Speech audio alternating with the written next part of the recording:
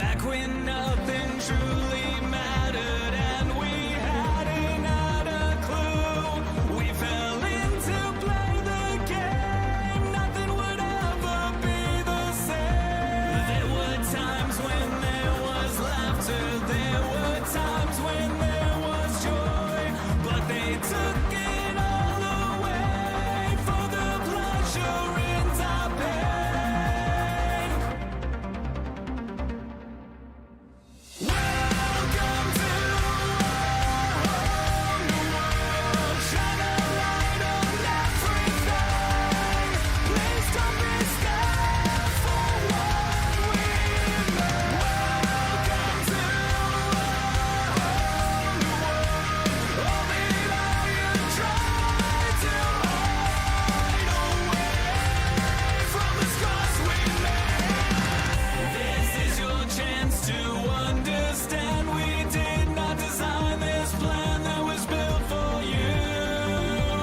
There's nothing you can do. This is my warning. This is your sign that you can't go running high. We will fight for you. You know it to be true.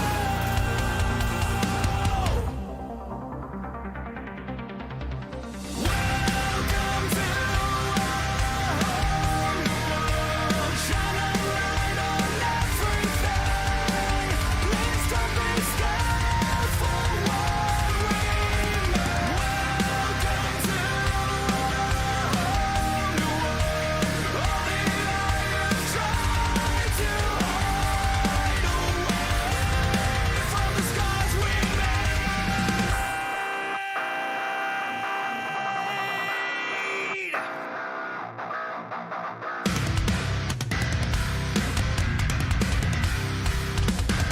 From the scars we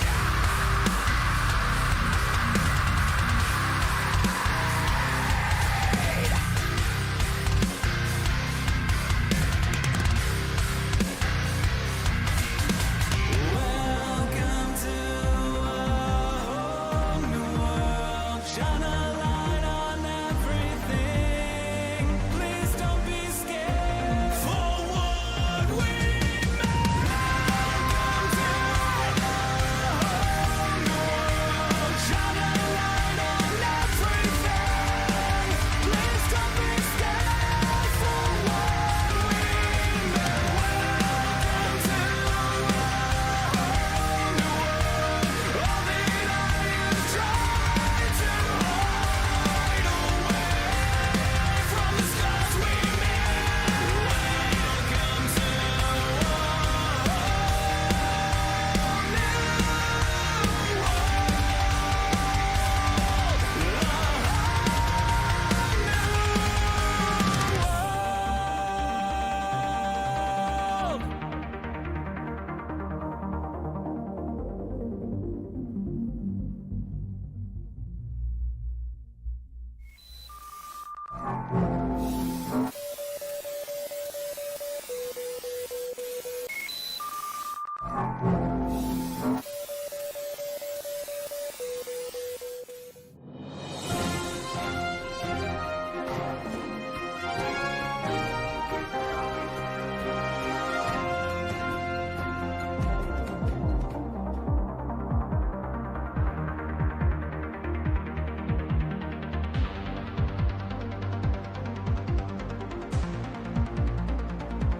Back when nothing truly mattered and we hadn't had a clue. We fell in to play the game. Nothing would ever be the same. There were times when there was laughter. There were times when there was joy. But they took it all away for the pleasure in our pain. Welcome to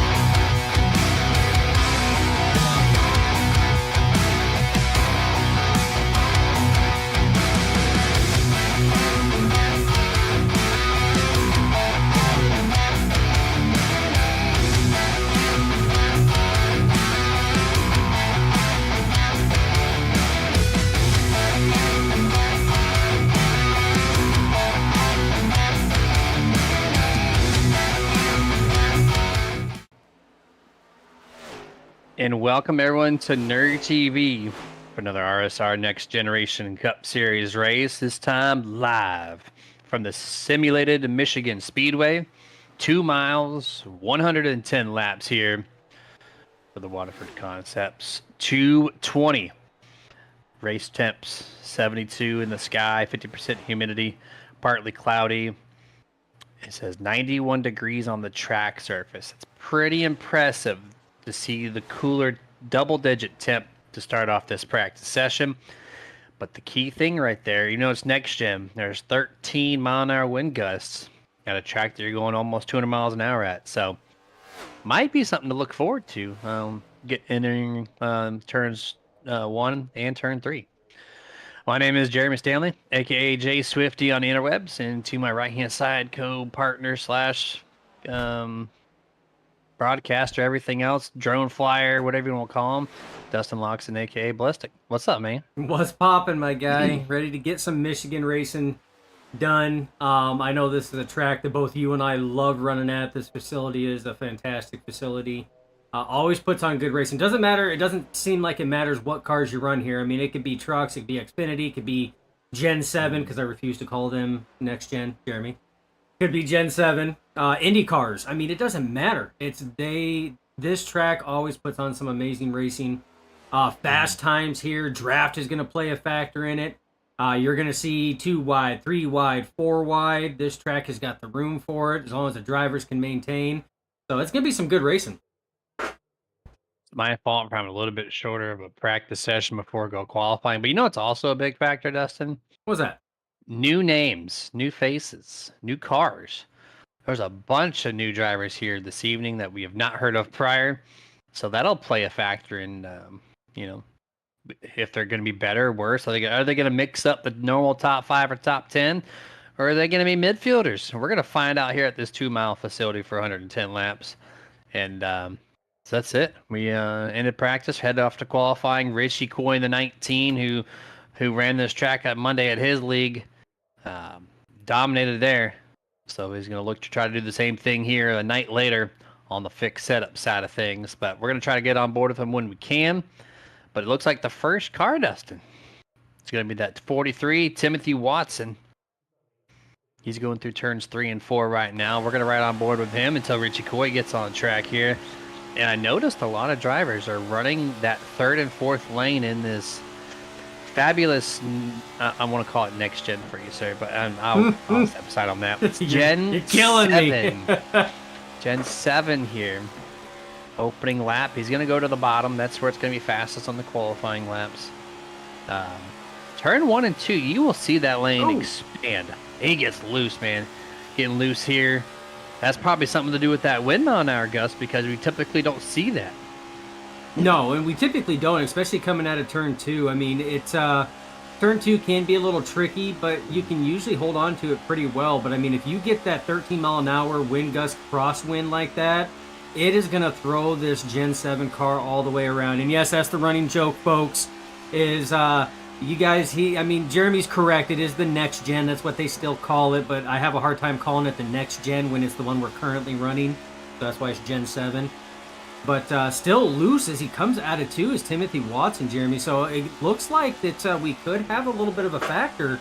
And we'll have to see how that's going to play in as Richie Coy finally hits the track now. So we're going to go on board with our fastest practice time of the evening, and that's none other than Richie Coy. You see he's hitting turns 3 and 4 right now, running it high, building that speed, building up those pressures. Before he sits here and lets it rip, he's going to slowly drift it down. So again, it's going to be ran just like Daytona, Talladega. The least amount of wheel input you can do and the corrections you can have is the least amount of speed you are scrubbing from your run. And it's ran just like Daytona and Talladega. So the smoothest driver is typically going to put down a pretty blistering lap here. And that driver will be the 19, one of the smoothest drivers out here to do it on Tuesday nights. Look at this, lap 1, time lap. He's going to run that 4th groove there at the top. Either it's a throwaway or he's got a little magic up top, but he's going to dive it down to the bottom here and complete his first lap. Hits the line 39.027. So definitely 4/10 off his practice time. That's a throwaway lap. Going to build all the speed here. Some drivers will only dip their toe like he did, just into that first groove, not trying to get all the way to the yellow line because there is a degree banking difference. I would expect him to dive it down to that paint in 3 and 4 here, Jeremy. That's exactly Survey what he's says. doing. Yep, There right you down go. on that paint. He's going to drift it down. He's going to let it drift up, let the car naturally do what it's doing from speed build up, and then right back down below the apron. Try to scrub off any amount of extra time you can. Survey Hey. says pole 38.63, Jeremy.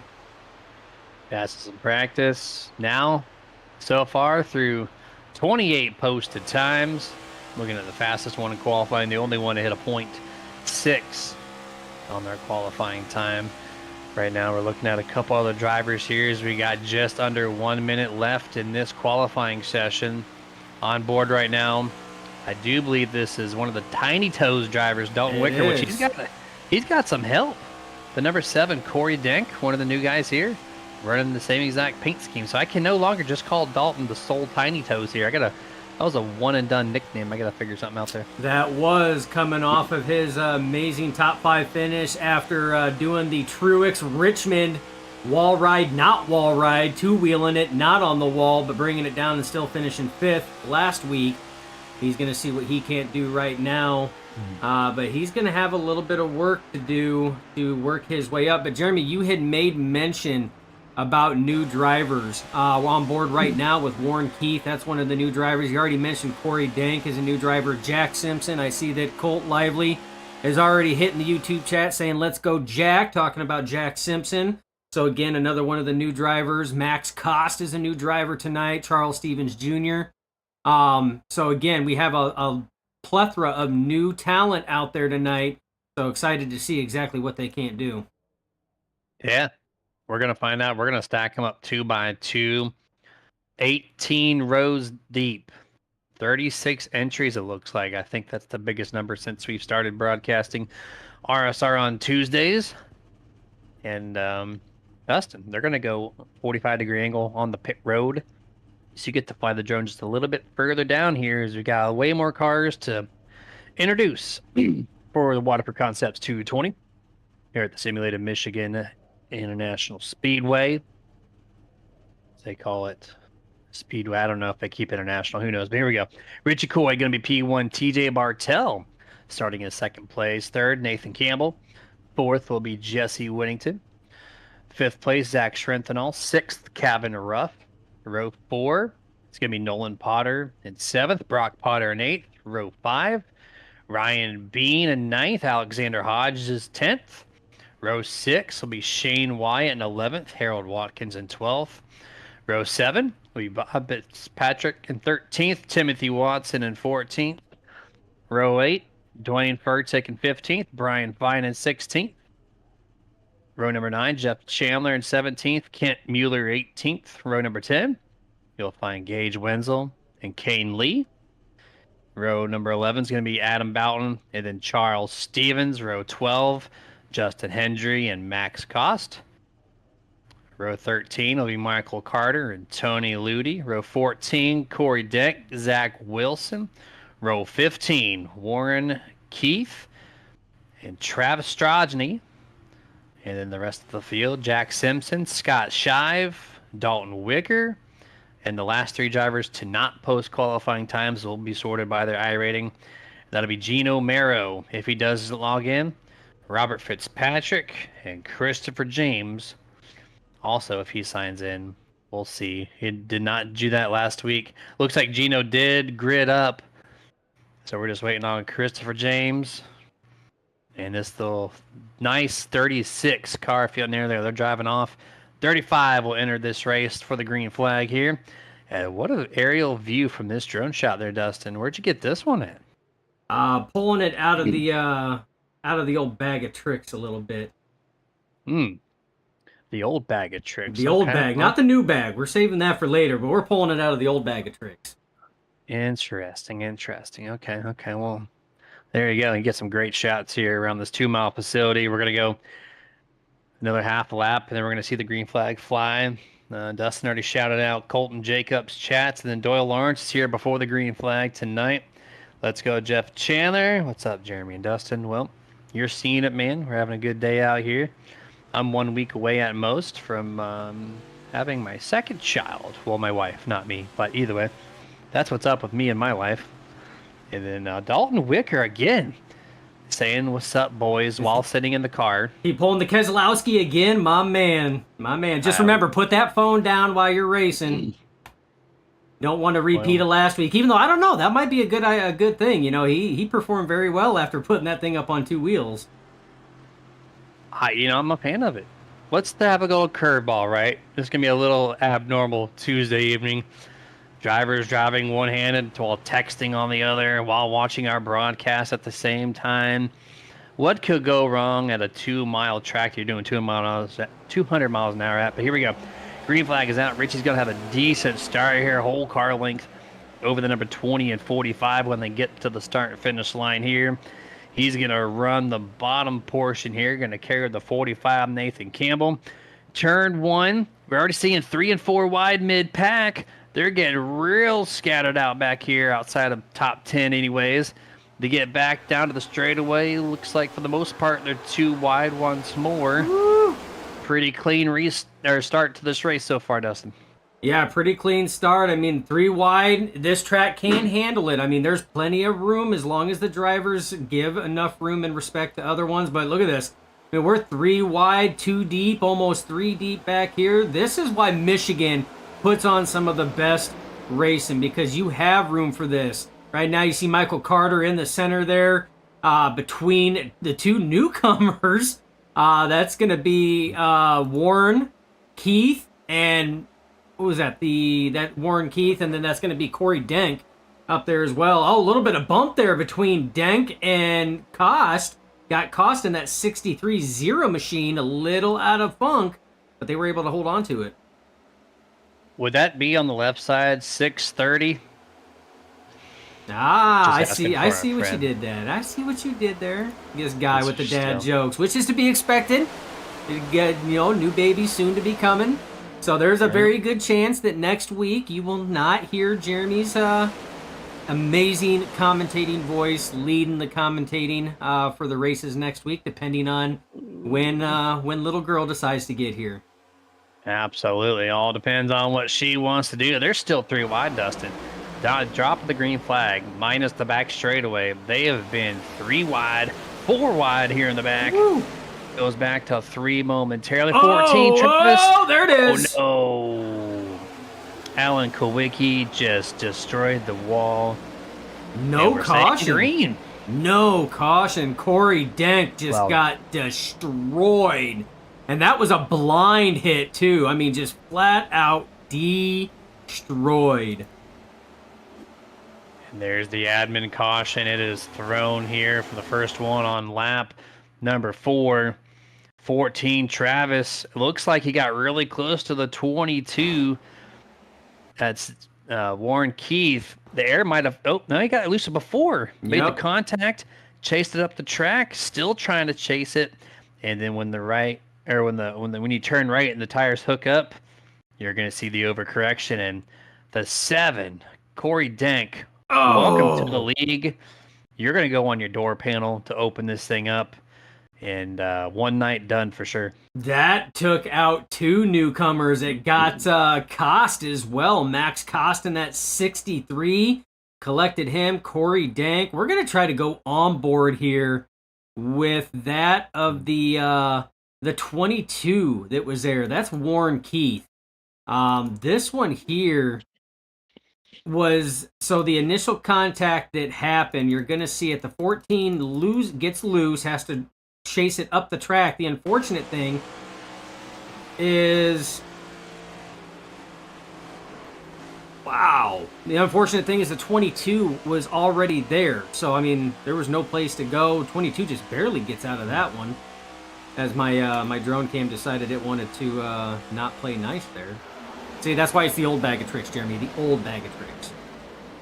Oh, it's in for it. That makes perfect sense there. And a couple new guys involved in this one, of course. The 63 Max Cost, same deal. He's involved.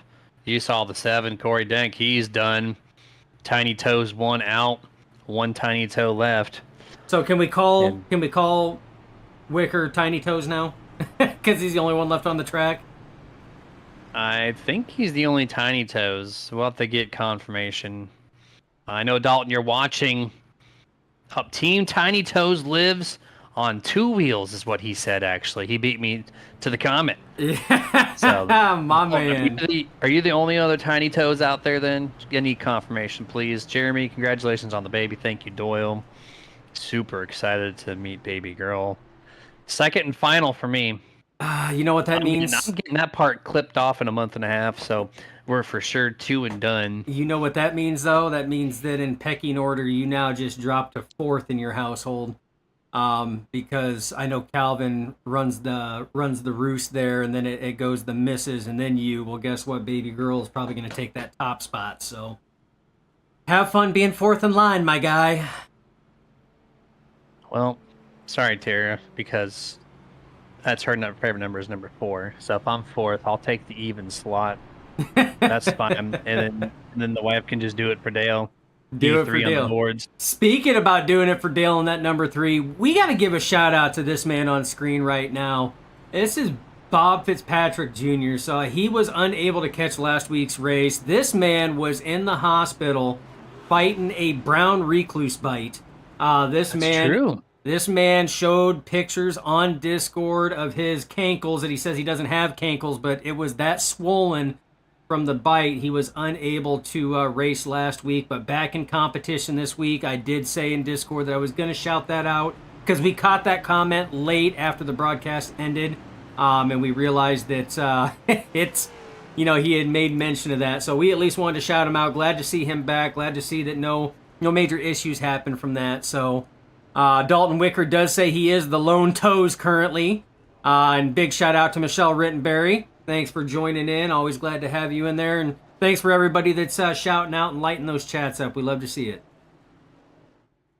Yeah, keep it going. We already got almost an entire thing where I have to start scrolling here to look through these chats. Now, before we go back to Green Flag, quick shout out to the series sponsor, BestOne Tire and Service, presenting sponsor every single Tuesday night here. So if you're looking for a one-stop automotive repair and tire shop, BestOne Tire and Service helps you get new tires, tire repairs, and auto service you need from the people you can trust, including Cabin Rough, which is on your screen right now. So check out their nearest location to you by visiting bestonetire.com today. If you're looking for some repairs, that's the place to go. Once again, bestonetire.com. Oh, there's going to be some drivers wanting tires tonight, that's for sure, and definitely some drivers that are probably going to be wanting some repairs tonight, because that's just what happens in Michigan. Pace car pulls off. New leader right now. Stealth Motorsports controls both lanes. Schrittenthal on the inside. Campbell on the outside. As we get ready, green flag flies back underway, and we are 2 by 2 all the way back as they start winding it through the gears, Jeremy. Zach Schrittenthal did not time it as well as his teammate, the 28 Ryan Bean. Ryan had to check up a little bit, try to assist him. He only got him to the door panel of Nolan Potter, but right now the 45, Nathan Campbell, leading the way here. Top 3 Toyota Camrys. Then you got Cabin Rough separating those Camrys as Ryan Bean holds 5th, gets off into turn number 3. TJ Bartel taking a look to the inside on the middle of the first and second groove. Looks like maybe 3 wide back there for about 11th or 12th. Number 2 getting a little squirrely on exit. The 4 is going to try to shove. Harold Watkins makes the pass to the inside. Slingshot, but right here, 3 wide. 43 in the middle, Bob Fitzpatrick on the top. 24, Jack Simpson. Going to try to go down to the very bottom. Squeezes it here. He is able to get the corner launch without cutting off the 43 of Timothy Watson. And Dessner back to 2 wide. Yeah, back to 2 wide. That was a good pass there by the 24. Jack Simpson taking it 3 wide and following through. He's moving up through the field. He's up 19 spots, our biggest mover of the night thus far. Almost 10 laps in as we just crossed the line for 10. So again, up 18 spots as he just fell back 1. But again, the biggest mover of the night. So keep an eye out for that 24, Jack Simpson. Jeremy, he's on the move early on, and if that's any any insight to what to expect out of this 24 camp, it's going to be good. We see somebody out of shape back there. That looked like the 51. Actually, 84, Charles Stevens. Oh, it is the 84. Okay, so him and Zach Wilson have very similar paint schemes on there with that blue. But yeah, you're right. That was the 84 of Charles Stevens Jr. that got out of shape coming out of turn 2, was able to collect it, though. Yeah, and right before that, I was going to mention 3 wide for over a lap straight with the 22 in the middle, but since he got loose, the 84 that is, it kind of broke that up. But look at it still. We're 3 laps plus into this restart. We're clustered here. This is for 20th place, essentially. I just love it. 43 getting loose. He saves it. Timothy Watson brings it back up to the top of the track, getting ready for turn 3 entrance. There's looking on here on your screen. That's the 11 of Alexander Hodge in the green and black. Woo. Mustang, 27 on the outside of him. Brock Potter got real close to the back bumper of Wyatt there, going through the corners there, coming out of 4. Had to roll out of the throttle. But look at this. I mean, your first top 10 spots are essentially lined up until they hit the corner where they do that fan out effect, and then everybody else behind them is 2 by 2 at least, as we're getting ready to see 3 wide here. That's Bob Fitzpatrick Jr. in the center. You got Timothy Watson down low, the 36 up top. That's Gage Wenzel. They make that 3 wide work, go back down to 2 wide again, and Jeremy, that's going to be a common sight tonight. Yeah, it's going to be a common sight. These guys are still crazy. I see Corey Denk on the YouTube saying infield care center. Boys took care of me. Tough way to start. Absolutely tough way to start. Maybe next week we can show your colors here and see how well you do amongst the RSR Next Generation Cup Series boys. And then Doyle Lawrence wants to know what happened to Richie Coy. He lost the lead. Well, he had a bad start after that first. Oh, the 40. No, the 84 again. Off turn This 2. guy, Charles Stevens. Dustin, he needs to find some grip out there. Yeah, and it's in the same spot, too. That was once again off turn 2, and he got all out of funk, but was able to collect it. Look at this. Jeremy, you could throw a blanket over that right there. You are looking at 12 cars you can throw a blanket over, 13 to 14 if you count the 2 that are in front. I mean, these cars are within spitting distance of each other. One slip up, and that could just be catastrophic. But these drivers are laying it out there right now, and they are not holding back. I mean, you almost think like they're racing with about 3 laps to go, trying to gain every position possible. You really would think so, right? And to touch back on my previous comment, there's 19, Richie Coy. Just didn't have a good start. No, before the caution, he already lost those 5 positions back to 6. And so he just got swallowed up by a bunch of Toyota Camrys from Stealth Motorsports. But knowing Richie, he's the long-run driver. He will make that ground happen once more. It's just going to take him a little bit to get there. 3 wide almost for the teammates here. 2nd, 3rd, 4th place. They go 2 wide now, single file down the back. Richie's going to take to look to the inside of Nolan Potter. Gets him at the fender, clears him, going to try to do a 2-for-1 over Zach Schrenthal. Yeah, going to try to, but I think Zach's going to have that stellar high side run. That middle to high groove can get a stellar run coming out of turn 4 there, and that's exactly what happens. Kevin Ruff trying to follow Richie Coy through. Jeff Chandler, I do believe, in a 31. He's off pace with Brian Fine. Brian actually lost his front bumper. So 31-57, Brian Fine on the radio saying that's his fault.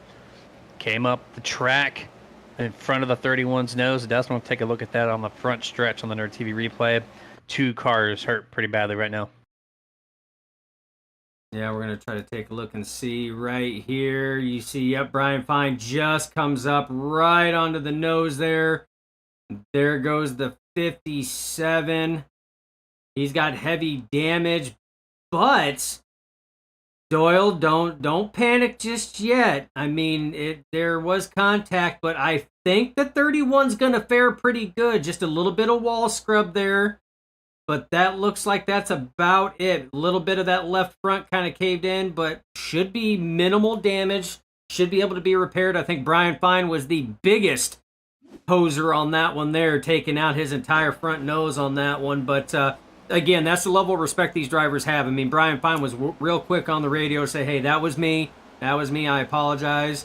But Overall, Jeremy, I think the 31's going to be all right, but that 57 of Brian Fine, his crew's going to have a busy night trying to repair that front nose clip.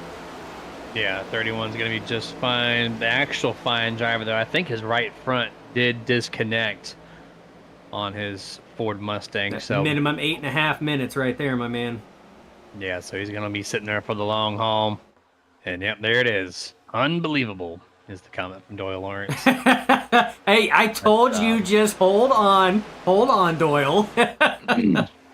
The super speedway racing at Michigan, you can tell by the massive draft pack single file right now through 3 and 4. I did a race here a couple weeks ago on a Friday in this same exact car.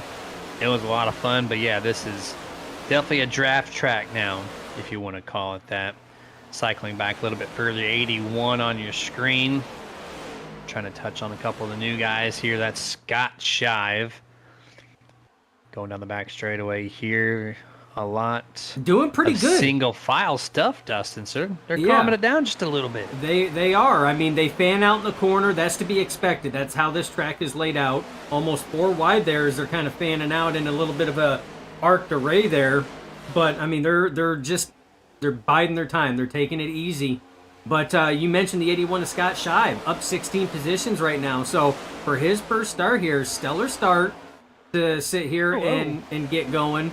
But we got to look at, Jeremy, we want to talk about big movers, man. Gino Morrow, and right in front of him, Jack Simpson in that 24. Simpson up 23 spots, Morrow up 24 as it sits right now, as Morrow is getting passed by the 11 of Alexander Hodge. So you want to talk about some drivers that are on the move. And Jeremy, it was about 10 laps ago when we sat here and said, keep an eye on the 24, Jack Simpson, because at that time he was already up 19 positions. He's cracked the top 10 right now, and he's trying to chase down 7th place of Harold Watkins. That's also unbelievable. Nice to see those two guys from so far back to being so far up front in just a short amount of time. They're only on lap 21. We've had 15 green flag laps, and they have just passed a boat ton of people, and they're not holding back. They're still going to try to advance their positions a little bit further here as we get the top 10. A little race here once more. Nolan Potter on the top, Richie Coy in the bottom here, turn 4 exit. Richie going to try to take the pass over Nolan Potter this time. It looks like he will do it. Moves the 19 up the P4, 34 back to 5th. TJ Bartels, and that's actually the 24. That's Jack Simpson. He's going to squeeze the outside of the 23 Harold Watkins. Oh, Richie almost makes contact with Nolan in the center. I wanted to. He gets loose. Oh, yeah, that checks up the 19 there. You see he goes way down on that one there to give room, knowing he slowed everything up. You see that's going to put Kevin Ruff on the attack right now. He goes to the inside of the 34 of Nolan Potter. 3 wide right now as Harold Watkins is going to go to the inside of Kevin Ruff, stuffing him in the center. So 3 wide as they come to the line, and you see Jack Simpson, Richie Coy, and Alexander Hodge just trying to wait for these guys to figure out what they're going to do. They calmed down for just a few laps, and then they said, all right, boys, it looks like TV's a little dull. Let's get spicy up here. Going 3 wide now, back to 2. Contact has been made a couple times, really. Oh, no, contact. there's more contact. Harold Watkins makes contact with the 11 of Hodge on that one, but is able to save it. Richie Coy drifts up into Timothy Watson. We have 3 wide right now, and these cars, Jeremy, are just uncomfortable. There's almost contact between Wenzel and Watkins, shooting Watkins down the track. So, Jeremy, there are some uncomfortable cars right now. These things look like they are drifting up in the corner. Drivers are having a hard time planting them down in the entry of the corner and keeping them locked down, and it's just causing all kinds of hectic. Oh, the 3 right now, that's Bob Fitzpatrick Jr. super loose as he was coming out of the corner there, but able to collect it.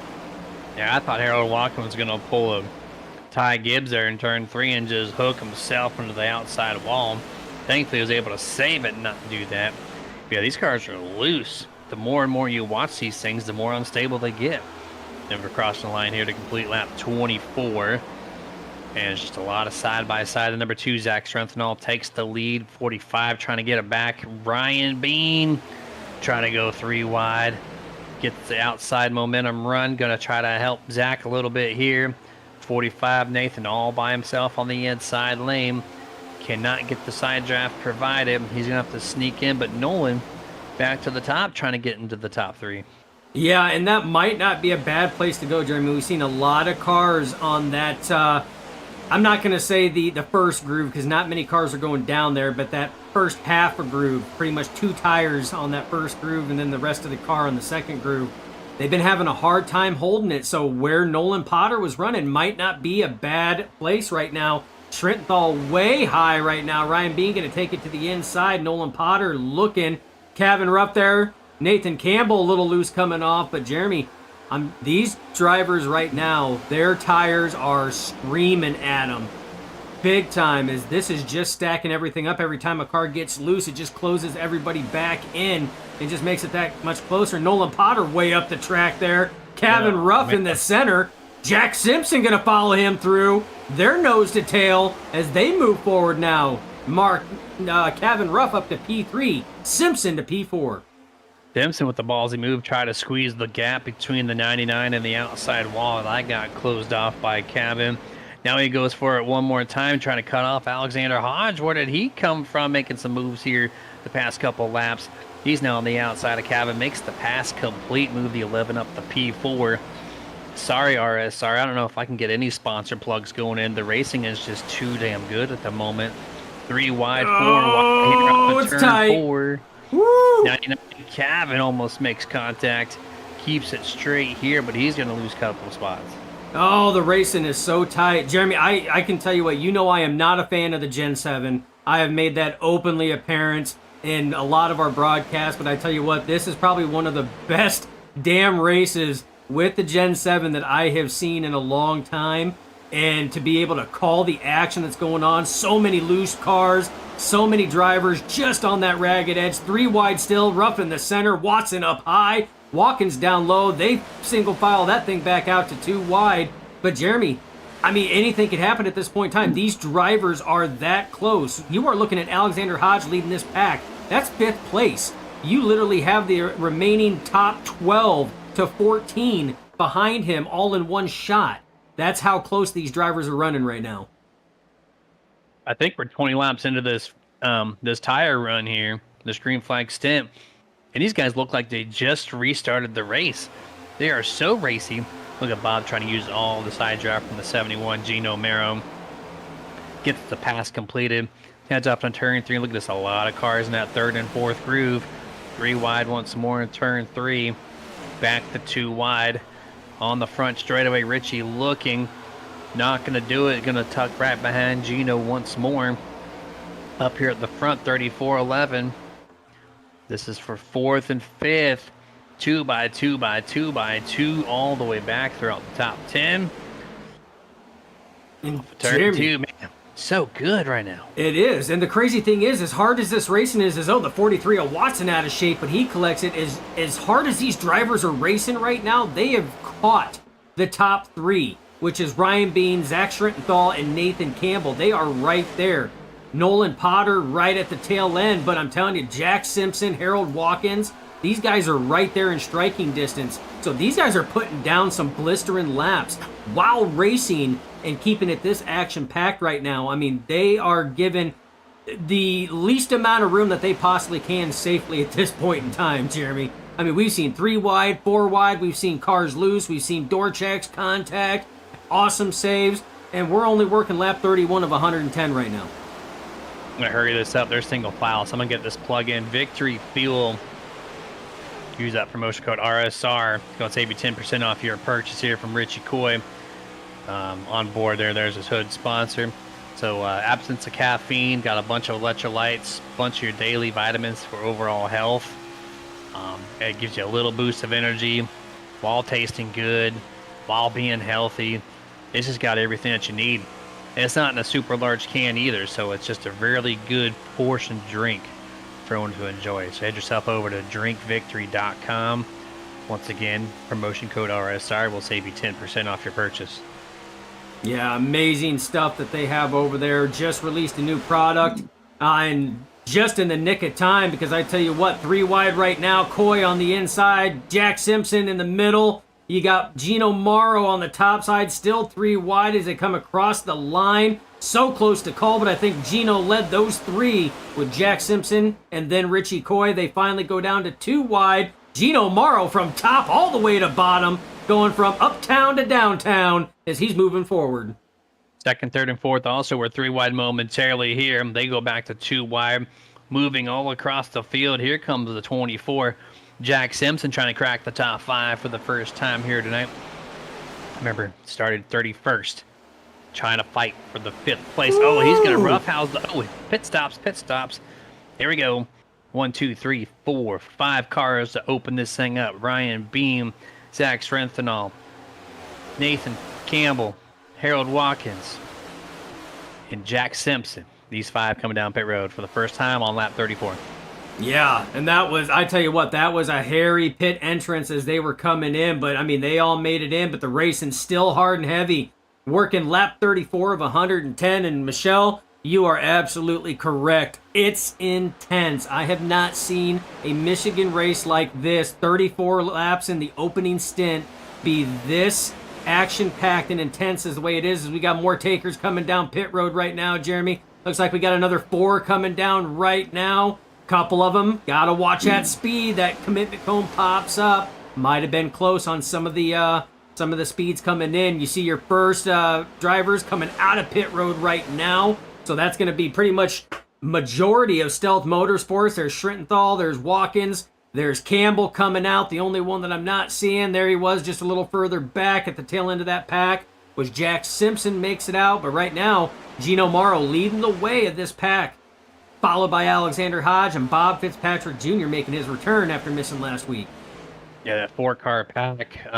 One of them being Scott Shive missed his pit stall by 5 stalls. Had to back it up deep to get to his pit stall, so he's going to be outside the draft when it's all cycled through. But look at this. Right here, 8 cars in now, actually 9. Everyone's going to try to file in here. No contact to be seen so far on these 3 laps of pit road sequences. Good stop, everybody, it looks like. Wow. A little to the inside of the 19 there, closing that crew into the inside wall. I seen that, but I tell you what, I mean, it's just an excellent pit entry. That was the biggest group we've seen come down. That was 8 cars at once. No contact, no nothing. 3 wide as we see the battling going here. Here comes DJ Bartel coming down pit road this time to the service of his crew, lap 37. He's going to have a few more cycling in. That looks like Jesse Whittington in the 9. Charles Stevens Jr. in the 84. He, we know, is definitely screaming for some tires, getting loose out of turn 2. That was his trouble corner all race long. And right now, we got Mergent coming out 4 wide as they come out of the pit road. This is a dicey moment here as they're trying to cycle through, and they end up doing it clean. What an amazing job by these drivers. Old tires, new tires, you're seeing these guys are scattered all over the dang place. 27, Shane White coming down pit road. Lonesome driver to do it this time here. Dalton Wicker leads that lap there. Zach Wilson second, Adam Boughton third. Kane Lee fourth. Tony Ludi top 5 so far. As we have a boat ton of drivers still to make pit road happen here. Cycling through the field here. Okay, here's back to the... Whoa! Woo! Jack Simpson, the 24 on camera, almost gets wrecked right there. There's just so much going on all over the track here, trying to pass the 36 entrants, or 35, right, Dustin? So, yep, 35. A little bit more than what they're used to driving around right now. A little bit, but I mean, at least the track that they're on has the space for. We just brought up the iRacing iFlag track map. This is green flag pit stops. This is a 2-mile facility, and over half of this track is covered in cars. And I'm not just talking like 1 or 2 cars here or there. No, it is covered with cars. There's essentially no car that's by themselves out here. They have at least some other type of car or more around them at any given time. And Jeremy, we're still working through green flag pit stops, so until we actually get all these drivers in to the service of their crew, we don't know who's actually going to be holding the lead down and where these drivers are going to actually cycle out. Yeah, we got about another 5 laps, I think, before we fully see what happened on this sequence. 4 more drivers in this time, it looks like. It's going to be about 20 drivers left to make their way down pit road. I think maybe 15, roughly, on the back straightaway. That guy right there, the blue car, 51, Zach Wilson. leading the pack at the moment. Number 10, Adam Mountain in second place. He's the other car on the inside lane. Head up to turn 3. Does the leaders pit this time? It looks like he is. 51-10. They're going to give up first and second place. Yeah, and I was kind of thinking that's what was going to happen when I seen the 51 of Zach Wilson poke down closer to that white line, and they got more takers. Kane Lee coming in, Dwayne Furtick coming in as well, Brian Fine coming in as well. Glad to see that they actually got the front clip back on that car, but he is multiple laps down. But still, that fighting spirit, he's not giving up. And you know what? And I have to shout out Brian too, because he was watching our Sunday broadcast, Jeremy. Him and Little Bristol were enjoying the broadcast at Watkins Glen, and I tell you what, that was a hell of a race for a road course. But I'm saying this week here, these RSR boys are definitely giving that Watkins Glen race a run for its money as far as the action on the track. I think it's in the lead, 41 laps in. There's just been way too much action that I ever expected here so far in this event. Number 10 was the leader last time by. Of course, he came down pit road. Kane Lee did. So we're just waiting on a few more to cycle through. Dwayne Furtick, he's exiting pit road. Kent Mueller. That is your last one right there. Yep, because Ryan Bean has already been to the service of his crew. So it's going to be Bean and Schrenthal and Nolan Potter, Gino Morrow. That is going to be your top 4 as it sits right now, Jeremy. 4-car breakaway here. 5th place. Harold Watkins, second back from 4th place right now. He's got Alexander Hodge, Bob Fitzpatrick. And that's it, really. They're starting to really space out now. So, Dustin, we got all of our pit stops in. I think we're going to take our first side-by-side or picture-in-picture. Be right back.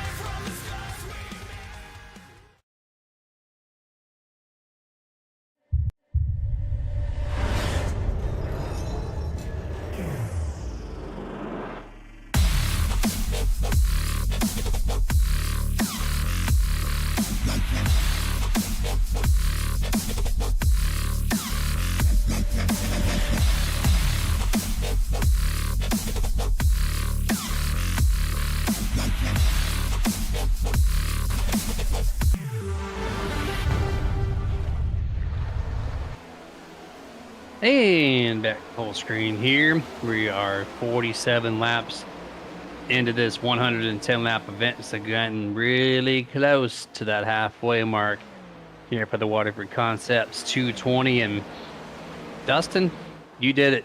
You brought something to light that I have not had a chance to call out recently. I know what you know what I'm talking. There it is. Michael Carter, whoever designed your car, old template on the new Camry, double set of headlights, your Goodyear dips in the tire. You gotta fix it. You gotta fix it. You're on the spotlight every single week until I see it. But it's a great paint scheme. I just wish I could appreciate that Honda looking grill piece there. I don't know what's going on with this thing, but there it is. It's a good car nonetheless, man. Absolutely, but the race in action, Jeremy, as we go back, new leader for the first time tonight. Gino Morrow right now takes the lead. Pulled up in front of the 28 of Ryan Bean and cut off his run and has been out front. Ryan Bean now P2. Schrittenthal in third. And Morrow is just putting a little bit of separation right now, Jeremy. He's got about a 3-4 car length lead in between himself and second place. But look at this pack back here being led by Alexander Hodge. These drivers are trying to get lined up, trying to chase down these leaders right now. And again, they've slowly been reeling them in each and every lap, but it's tough. Because, I mean, draft plays such a pivotal point. And when you see drivers start to pull out to make passes, that slows things down. But, Jeremy, give it a few more laps, and I believe that number 11 of Alexander Hodge leading this pack is going to be in striking distance of that 34, Nolan Potter. This might be Gino's breakout race. He's got 0 top 5, 0 top 10s on his 3 starts here in RSR. 1 month in now, official tonight. And he is in the lead after the first round of green flag pit stops amongst the top 4 that are only 1.5 back. They're closing in a little bit more and more, but at the moment, this guy's got a great lead over some really fast drivers, all in Toyota Camrys right now. That being Ryan Bean, Zach Strenthenall, Nolan Potter, Alexander Hodge, all within striking distance. But he's holding that 3 to 4 car length gap off of turn 4 this time.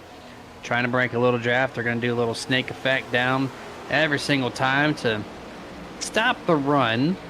But yeah, this Chevrolet Camaro, Gino Morrow, job well done so far, 52 laps in.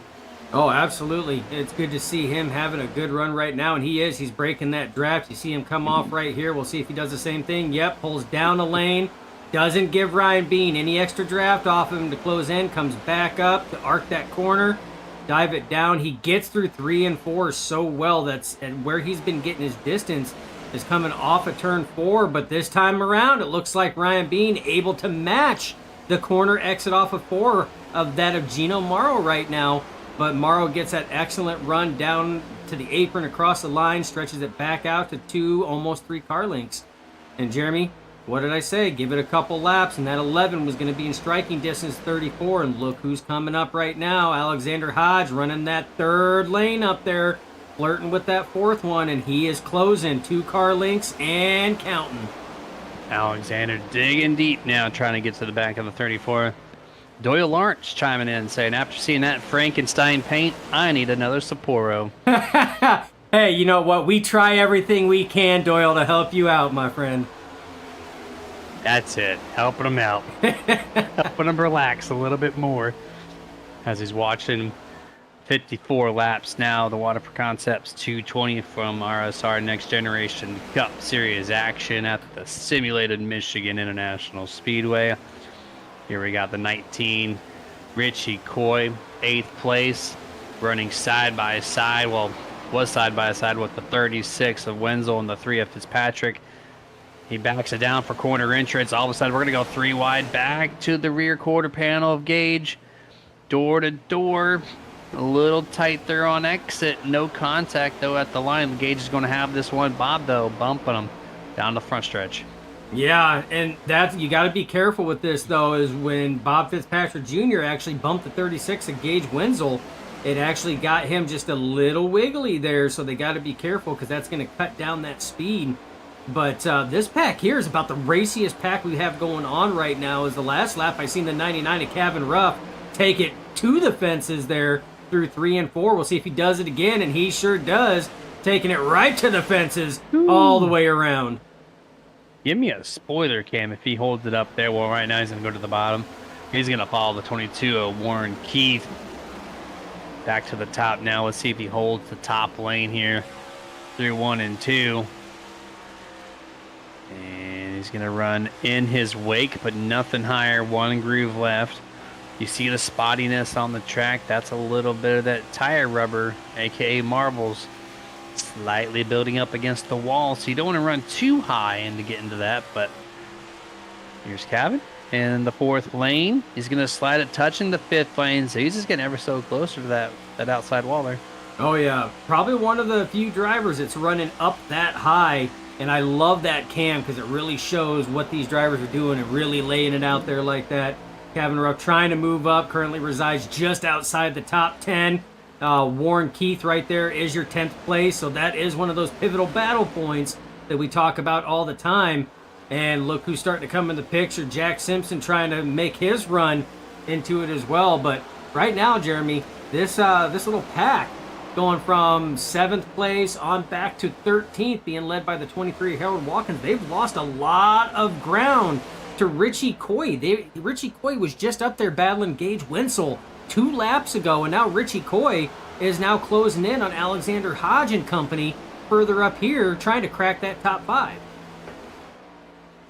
Yeah, he's trying to bring himself in the 26.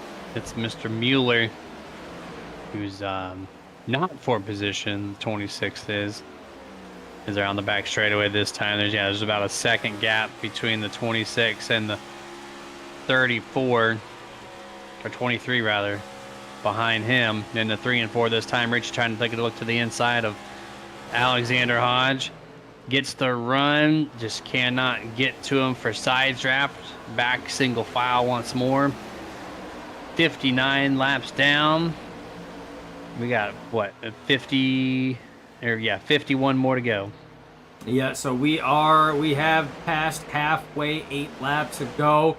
And these drivers still letting it go. Ryan Bean almost scraping that wall.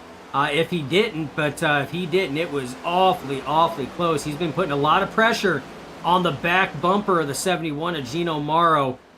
Just before that battle, Richie Coy trying to take a pass on Alexander Hodge, which he tries again and is successful this time.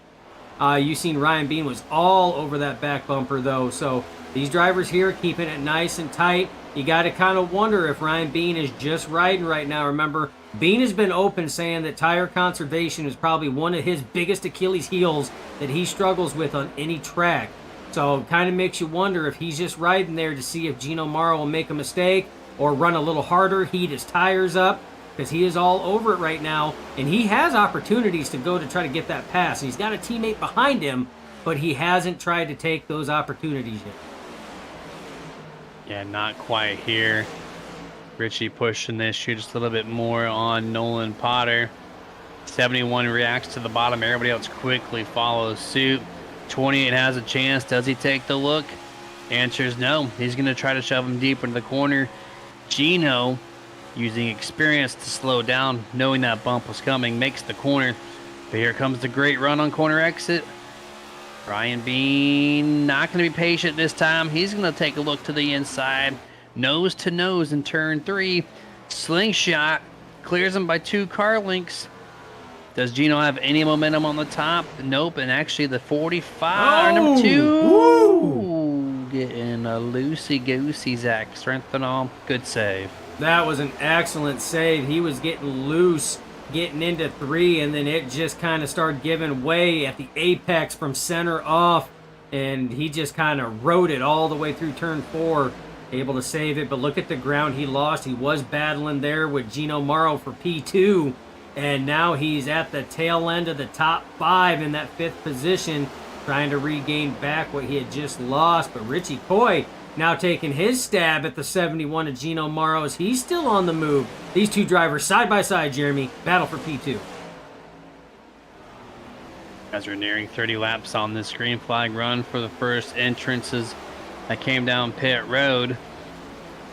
And yeah, the 28's got a temporary breakaway. Richie Coy trying to get himself into second place, trying to pass Gino here on the inside. He's able to maintain that door panel all the way through center to exit. Great job by the 19 to hold on. Ryan Bean in the 28 gets a car length of 2 over them because so. Richie should be able to make this pass happen in 3 and 4. Looks like he will. Top 3 single file. Zach Strenthal trying to squeeze in front of his teammate Nolan Potter, not able to do it this time. Yeah, not able to, and you know what? It could be because he's suffering from a little bit of that trouser chili, as Doyle Lawrence brought us into that one there after that little wiggle wobble coming out of turn 4 in that save. So he might be playing a little bit more of the conservation, might be a little leery about really laying into those tires with as loose as what it got, but he's still battling with 11 of Alexander Hodge, but loses that spot. Mark Alexander Hodge up to the top 5 for the first time outside of green flag pit stop rotations. So this was just purely by driving up there. So Alexander Hodge up there. Looks like Nolan Potter way down low. He's going to come to the service of his pit crew. Green flag pit stops fire up again. Started with the 34, Nolan Potter. At the same time, new race leader Richie Coy. Last lap passes Ryan Bean. Got a couple more drivers calling down pit road, so we're going to start to see the cycle opening. And it looks like actually 28, number 2, 11.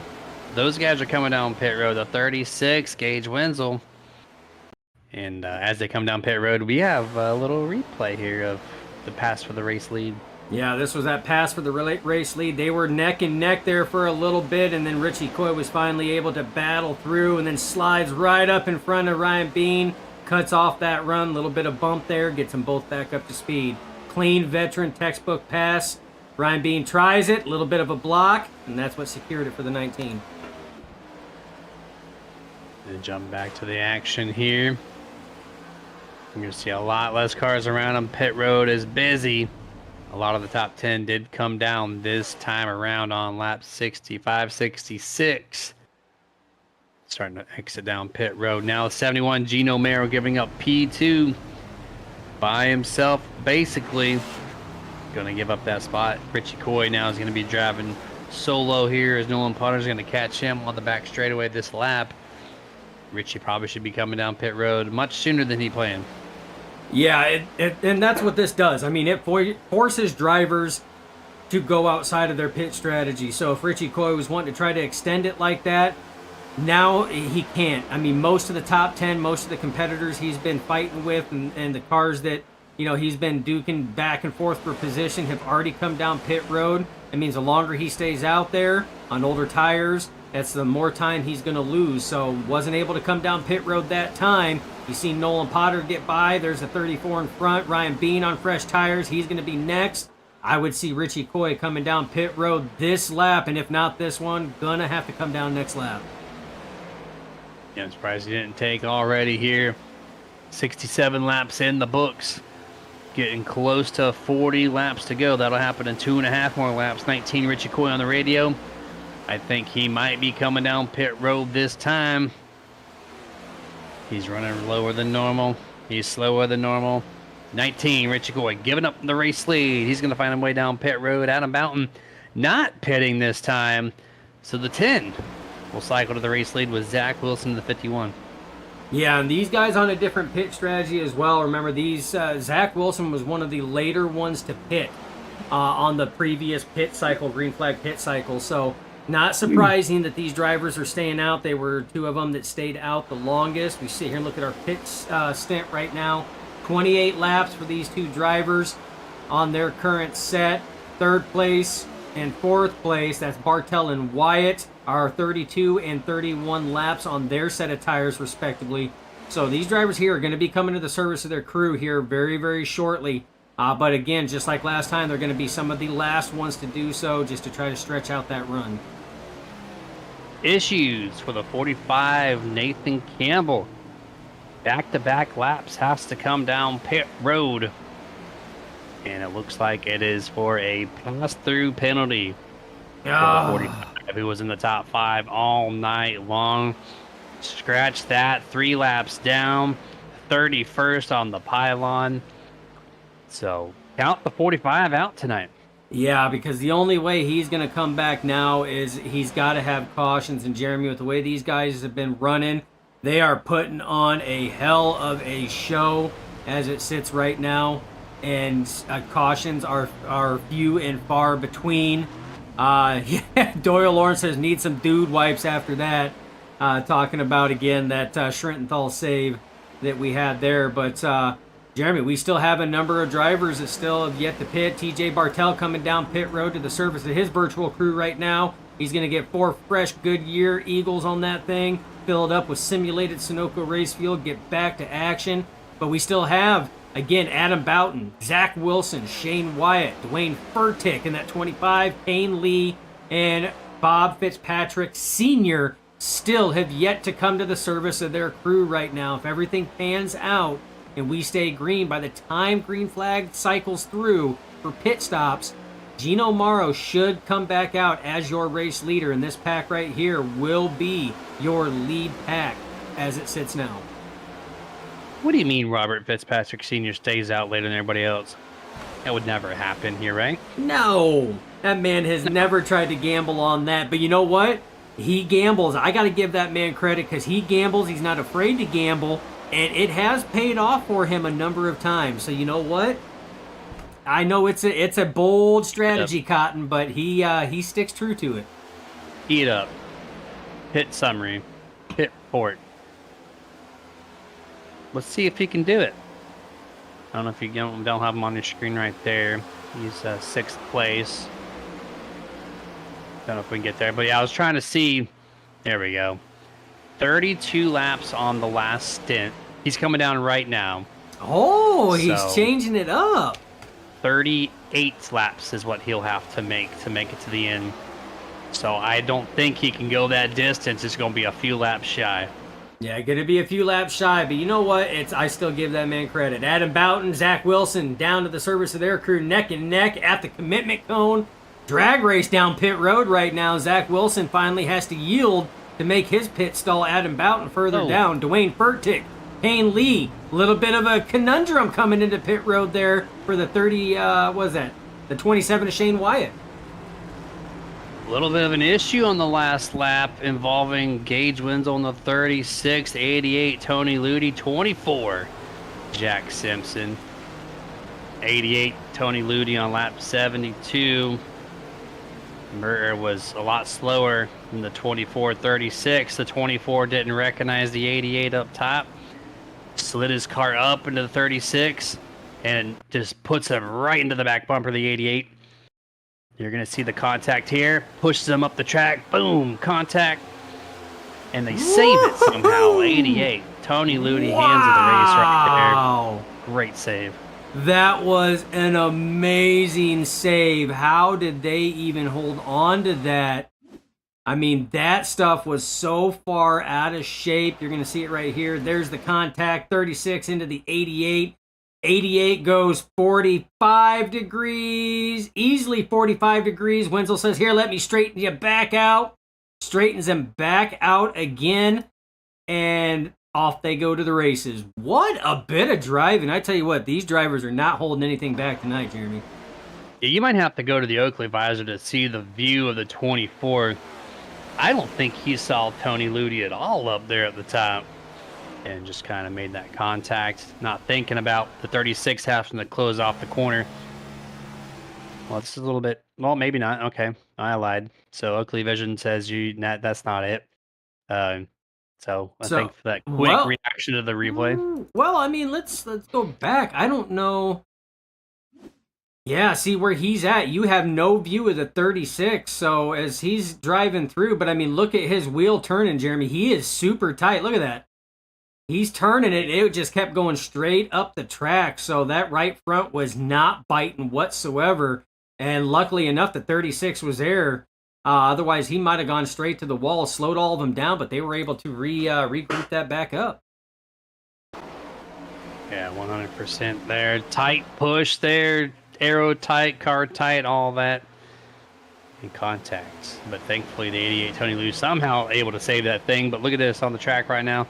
99 Calvin Ruff, 11 Alexander Hodge running that third, fourth groove once more.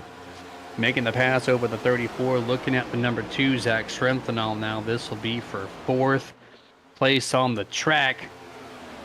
Gino Merrill still leading, Ryan Bean 2nd, Harold Watkins top 3. A little bit more spaced out here, but as this run continues, just like last time, they will close it in. But now we know they have to pit one more time after reviewing the pit stops with Robert Fitzpatrick earlier. Do they short pit or do they run it to the end? See, at this point, I mean, so when some of those come in, there was no way they were going to be able to make it to the end. I don't believe they're going to be able to. So, I mean, we've had some close calls, Jeremy. We have had some really close calls, but these drivers have done an amazing job. You almost have to short pit, in my take, to right when you hit that window to get it to the end. Short pitting almost seems like the best option. Because come in, short pit, get the fresh tires, go out there and start making up a lot of that ground. And I think that's going to be the winning move. I honestly do, especially at this track here, as long as you have help. Because if you come into short pit and you're by yourself, you're dead in the water. We started this practice, Dustin, 92 degrees on the track. It is right now 6:08 p.m. server time. And the track temp is down to 80 degrees and a very nice 69 on the air temp side. So there's your weather report there, presented by Dusty Pete's Gifts and Collectibles. Much cooler track. That's probably why we're seeing some cars get more tight than they were loose earlier on the run. Track conditions have changed a lot. We got a little bit of a sunset cloud coverage here, so it's really just made things a lot different than the start of this race. It really has, and the wind gusts have been kind of variable right now. It just jumped back up to 13 mile an hour. It had dropped down to 12, and at one point in time 11. So, and now it just picks up to 14. So, I mean, it's bouncing around, Jeremy, from 11 mile an hour to 14 mile an hour, which is going to affect these cars depending on where it's hitting them for crosswind. So, it's something else drivers are fighting with, you know, that viewers out there don't realize that these drivers, you know, it does. This virtual weather will affect drivers out there, but I tell you what, this is where it's going to get interesting, Jeremy. Who's going to make the call to short pit? Who's going to have the help? Who's going to make the right call? That's the tough thing right now. You see 2 packs. You see Gino Morrow, Bean running. You see Schrenthal, Watkins running together. You see Hodge and Nolan Potter running together. This almost looks like way back in the late 2000s, man, when you had the tandem drafting at Daytona and Talladega and little 2-car packs going on. Oh, you know, hey, short pitting, talking about it. Look at that. Kevin Ruff, Bob Fitzpatrick Jr. coming in. This should get them to the end, Jeremy. They should have enough to do it. But in order to get this to work, they have to hope that it stays caution-free for everything to cycle out. Otherwise, this may be all for nothing. Yeah, this is a good call to come down early. This guy on your screen right now, he's a Lone Ranger. He's got Toyotas right behind him for the next 3 spots, all on the same team. Not saying Stealth has done a lot of teamwork per se, but Gino Merrill is just soloed out right now. He's got Alexander Hodge a couple seconds behind there in 5th, but not going to be help. Maybe he can catch the 20 at the right time, and if he doesn't, the very next lap, come down right afterwards to try to hold on to him, because if you let go of these 3 guys behind him, your race is done. I don't think there's going to be a chance. So far, still holding the lead. I think he's led the most laps here tonight, so congratulations on that. But yeah, 83 laps into the book series to get to the line. You got 27 to go when they get there. And the window's open. Kevin Ruff and Bob Fitzpatrick done it. Who else is next? Yeah, it looks like Dalton Wicker coming down to the service of his crew as well. Up 33 positions, Jeremy, is that of the 71 of Gino Morrow. 33 positions. Started 32nd or 34th up to 1st. So, I mean, what a run. And I have to say, Michelle says, I had a feeling he usually has a good pit strategy. Let's hope it works out. He deserves it. You know what? We had just talked about short pitting, and that was my call, and it was ironic enough that like a lap and a half later, Michelle, that your guy, Kevin Ruff, comes down. You sending him text messages saying what the broadcasters are thinking is going to be the winning strategy? Is that what I'm seeing there? What kind of crew chief system would that would be where the broadcaster makes a call and the spotter is on the YouTube chat? Oh, I love it. I love it. Wild. This is Race why lead changing though. it is. This is why I love broadcasting though. You have so much fun. I mean, we have fun calling the races, Jeremy. We have fun interacting with the viewers. And Gino Morrow with the blinky blinkies, not what he wants right now with the stellar race that he's having. Yeah, don't have those. I know you can't control it, but don't have them. It's not worth it. We're doing such a good job right now. Bumps the 28 all the way into turn number 1. Not going to affect Ryan Bean's line through the corner set. Back to the back straightaway here. Going to be 24 laps to go when they get to the line. And, you know, we talked about Dusty Pete's a little earlier, Dustin. I'm going to give them a quick shout out. They're one of the last ones that don't have a pot or a commercial. They're our official hobby store.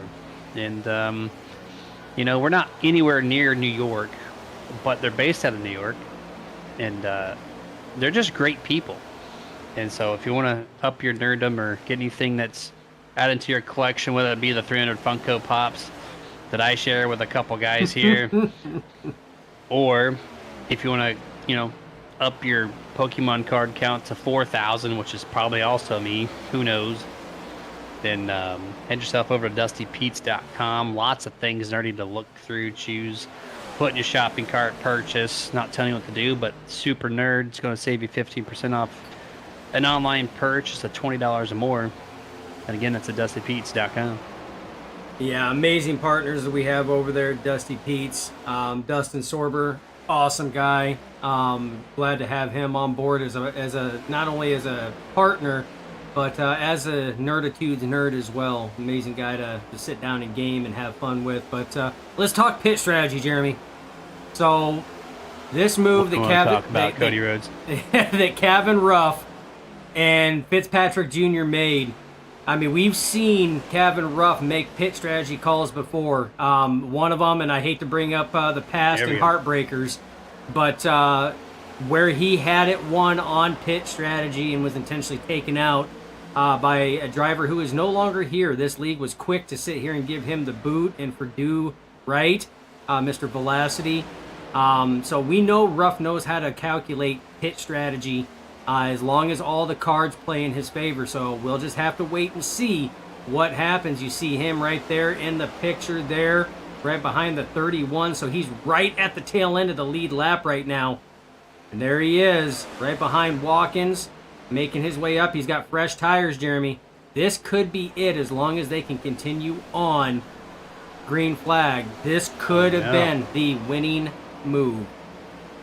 Yeah, as you were talking, the number 11, Alexander Hodge, 34, Nolan Potter, also down pit road.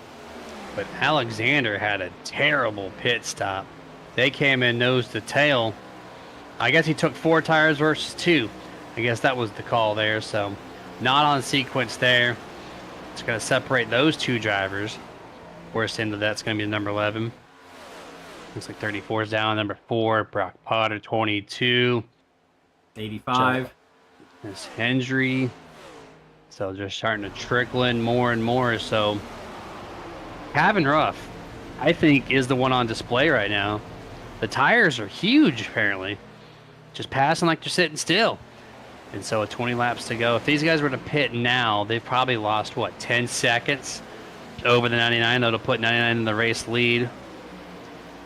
And I've kind of noticed when they come off pit road, they lose exactly 1 lap. And right now, Kevin's a little bit ahead of that 1 lap margin. So you got to come down soon, seeing what the 20 bet you or what Bean's the coming 99's this doing. time. I bet Yes, you. sir. Yes, he is, and so is Watkins. I mean, they realize the difference. They just seen both Kevin Ruff and Fitzpatrick Jr. pass by and get their laps back the hard way. And by hard way, I mean they drove back by him to get it. So again, we are 19 laps to go, Jeremy, and we are on the cusp of watching pit strategies unfold to see what happens. Schrintenthal is your race leader right now, followed by Gino Morrow and Jack Simpson further back. That is your top three as it sits. But Jeremy, they're going to have to come down pit road in order to make it. Looks like Schrintenthal coming this time. He is down on the apron. Probably one of the trickier entrances for pit road. You wouldn't think that it is, but the speed you're carrying and coming down on the apron and then to the flat does upset these cars quite a bit. This is pivotal though. Schrintenthal coming in solo by himself, Jeremy, that could be devastating. Yep, I see Doyle calling for a caution, which that would be very helpful because Jeff Chandler is in the lucky dog spot right now. More discrepancy. Harold Watkins takes 4 tires. Looks like his teammate that he came down with, Ryan Bean, took 2. So they're going to space each other out there. 4 versus 2. Who's making the right call here? Just under 20 laps to go. There's Gino Merrill. There's Jack Simpson. 2 of the newer guys here trying to show up the veterans late in the going here. And now there's the number 20, TJ Bartell. He should be cycling as your race leader. First time led a lap for that number 20. Yeah, first time led a lap. He's got 23 laps on since his last pit cycle, Jeremy. 17 to go. That would be at lap 40 if he was to try to stretch it. That is a stretch that that's a tough feat, man. You would better be a rocket scientist at saving fuel and everything else. But right now, TJ Bartell looking good out there, leading some laps, which is good. This guy has had a tough start over here at the RSR BestOne Cup Series. Been involved in accidents, wrong place at the wrong time, so it's good to see him up front running right now as it sits. We're just going to have to see how this pit strategy plays out right now. Himself, Dwayne Furtick, Kane Lee, Zach Wilson. Remember, a lot of these drivers came in late, Jeremy, so they could be closer to making it than some of the earlier pitters. I just noticed Richie Coy, Zach Schrenthal are ahead of the 99 Kevin Ruff. Kevin was the first one to come down pit road, but Richie pitted later, with Ryan Bean. He's ahead. And then you have Zach Schrenthal. He's ahead. Ryan Bean's actually ahead too. So Kevin Ruff, I thought, was in the best spot. You know what the difference is? You know what the 2 difference? versus 4 right there, right? Yep, that's what I'm thinking. I am saying that Bean, Schrintenthal, they took 2 tires when they came into pit. Richie Coy, I imagine, probably took 2 tires because when it's that close, Richie Coy's been known to be a gambler, to gamble with 2, and he's won with that gamble before. I'm saying that probably Kevin Ruff and Bob Fitzpatrick Jr. probably elected to take 4 on that one, much like Alexander Hodge, because he's back there right around that same area as well, as is Watkins, and we know Watkins took 4 because him and Bean came in together. I'm saying that is the difference on that one right there, is those drivers took 4, and the ones in front of them right now took 2 tires. So 14 laps, we'll have to see how it plays out. Right now, TJ Bartell still out front though, Jeremy. I think we're going to take just a real quick picture-in-picture, come back for the last 10 laps here. We'll be right back.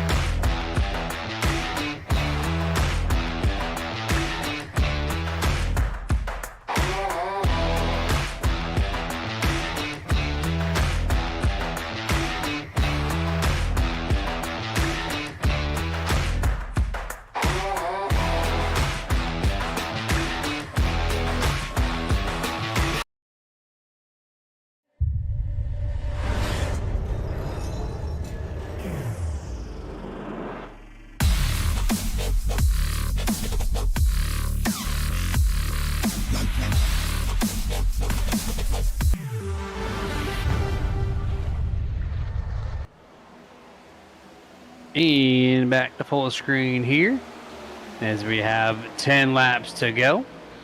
And we're kind of looking at the final drivers here that need to come down to pit road. TJ Bartel, of course, he needs to come down. Dwayne Furtick of the 25, he's looking to the inside. This is for first and second place right now. Kane Lee, he's a couple car lengths back. He's third place. 20, TJ Bartel, he's calling down pit road here from the radio. Dwayne's going to go to the outside. Kane Lee looks to stay out here, so 20 going to give up the race lead to the 25. Yeah, and like I said, it was going to be a tough one on that stretch, but right now, Furtick, 28 laps. That's going to put him out there about 37 laps on that run. Jeremy, he might be able to stretch it. Him and Kane Lee might be able to stretch this on strategy. It's going to be close. I did see a little backfire coming out of the exhaust, so there could be a little bit of clutching going on. A little bit of backing out of the throttle and just letting it roll a little bit. So it's going to be close, Jeremy. This is some of the best finishes Michigan has come down to fuel mileage. This takes me back to when Dale Jr. won it and had enough to cross the line and ran out right after he crossed the line. But I mean, it's hard to believe a track this size can sit here and bring in pit strategy and fuel mileage to the extent that it does. And if they can make that happen, that's going to be the furthest anyone's ever ran. And so they have 5 seconds. I think they lost an entire second that last lap. So I don't see it being the race-winning move unless they pick up their pace right now. Which, with those fresh set of tires, I don't think it's going to have a chance. Yeah, and they're going to have to. They're going to have to pick it up because right now you see Schrintenthal, Potter, and Bean. All three of these drivers are going full tilt right now. As you see Ryan Bean get a little squirrely coming out, goes from uptown to downtown to pass Nolan Potter as he's trying to chase down the two of Schrintenthal. Right now, Kane Lee has made a pass into the lead right now. He did pass Dwayne Furtick, so he's now full tilt out front. First time we've seen Kane Lee lead a lap tonight over here at the Waterford Concepts 220 from Michigan Speedway. Yeah, third place, Trenthal. 1.4 seconds gained.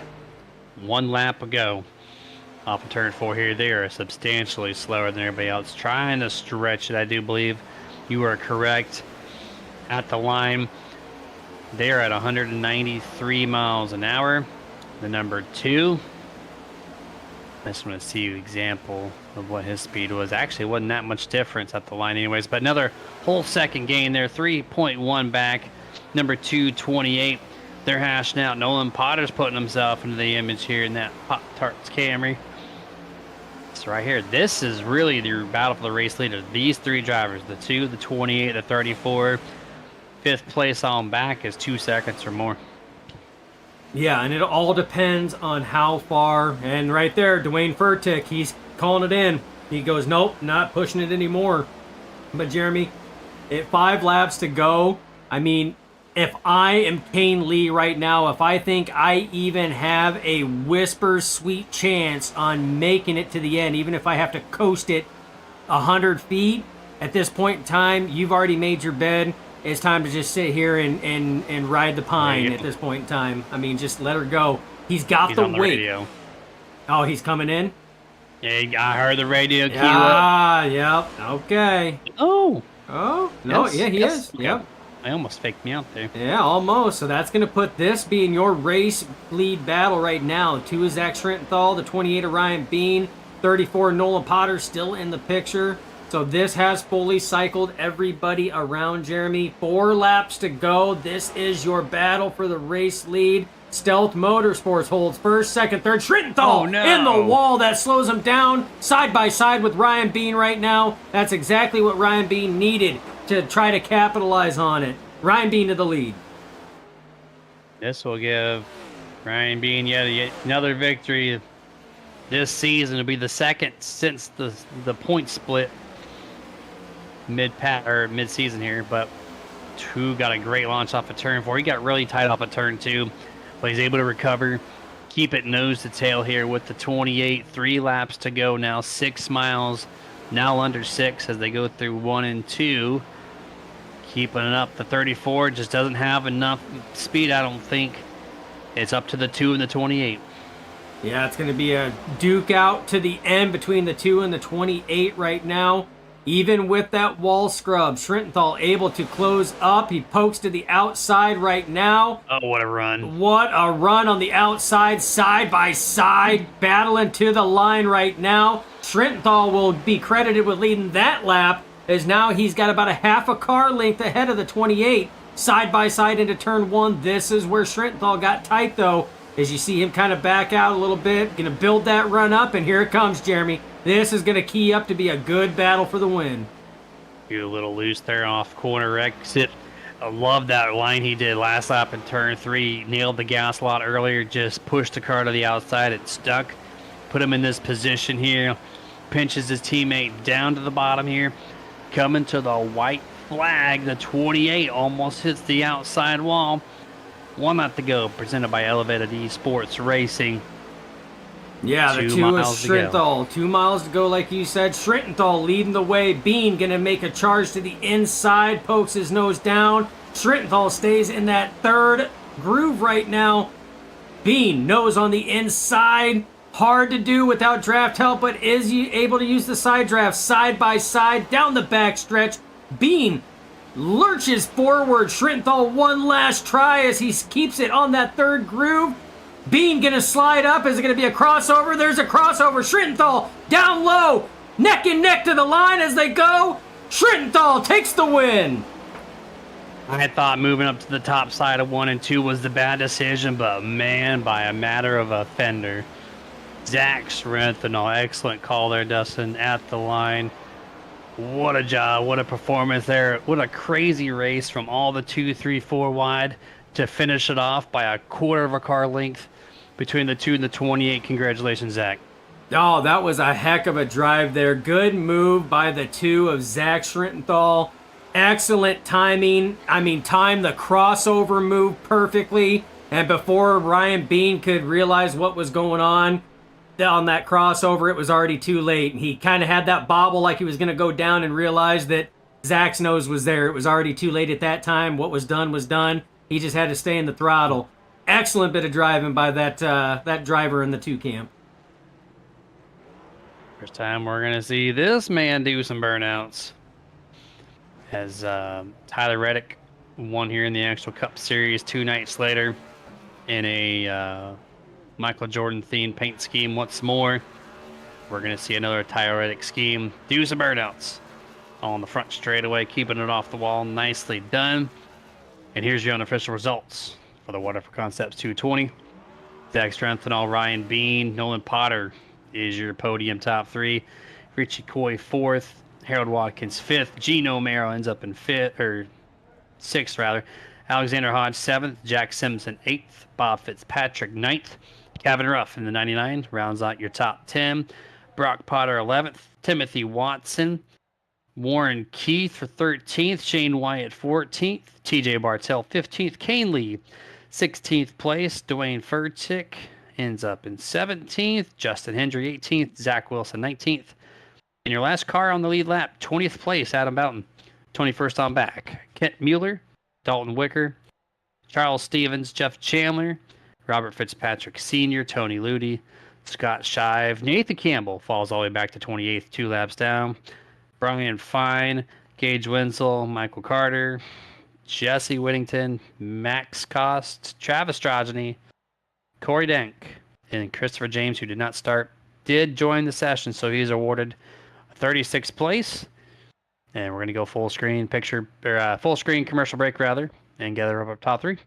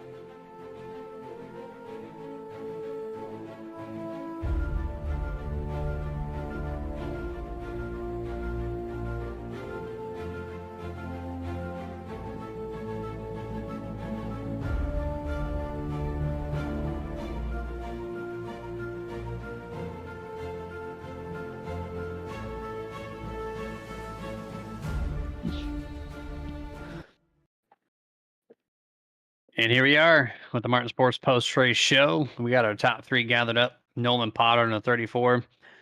First one to pull down here in our channel. Nolan Potter, congratulations on P3. Thanks, guys. Appreciate it. Yes, sir. Stealth Motorsports sweeping it 1, 2, 3 here for the podium, man. You had the 45 go down with a pit penalty. It kind of opens you up a little bit there. Now, what was the deciding factor, or not deciding, but what was the difference there, rather, between your car versus the 2 and the 28?